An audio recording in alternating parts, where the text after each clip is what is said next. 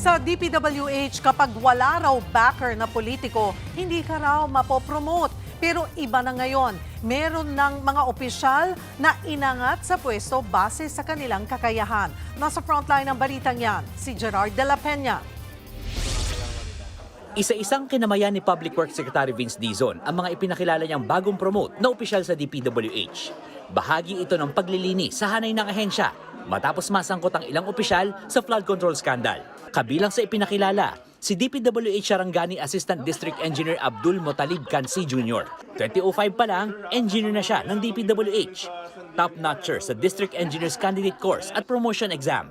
Pero kahit 10 beses na raw siyang humiling noon ng promotion, hindi raw siya napagbigyan dahil kailangan umano ng backer ng politiko.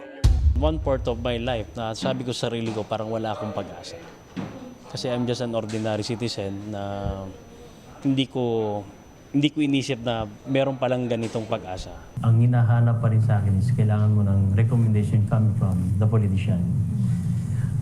Given the fact I am the top-notcher sa DECC at saka sa promotion and exam, pero hindi pa rin siya nagmamatter. Si Engineer Kenneth Fernando naman ang pumalit kay Henry Alcantara bilang District Engineer ng Bulacan 1st District Engineering Office. Matinding pressure daw ito dahil sentro ng flood control scandal ang kanilang opisina. Pero focus lang daw siya sa mga bilin ni Secretary Dizon. It's an opportunity na mag-reset na lahat ng mga hindi nagagawa dati gawin na ngayon. Ayon kay Dizon, ang promotion ay base sa merito at performance sa trabaho ng mga opisyal. Hindi kaya ng isang sekretary o kahit ng isang presidente baguhin itong ahensang to. Kailangan manggagaling to sa mga tao mismo. At kailangan baguhin natin yung pag-iisip, baguhin natin yung mindset at yung kultura. At yon ang susubukan nating gawin simula ngayon. Kasama rin sa reforma ng DPWH ang gawing prioridad ang pagsasaayos ng mga sira at hindi tapos na mga proyekto. Katunayan, maraming kontraktor na raw ang nagpahayag ng interes na kumpunihin ang Maharlika Highway. Di ako papayag na mga small contractors ang gagawa na patsi-patsi itong mga contractors na ito na malalaki. And these are contractors used by the private sector.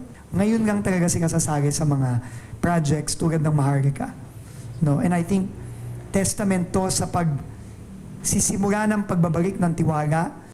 Nagbabalita mula sa Frontline, Gerard de la Peña, News 5. Mga kapatid, Cheryl Cosing po. Maging maalam at may pakialam sa mga napapanahong issue at headlines.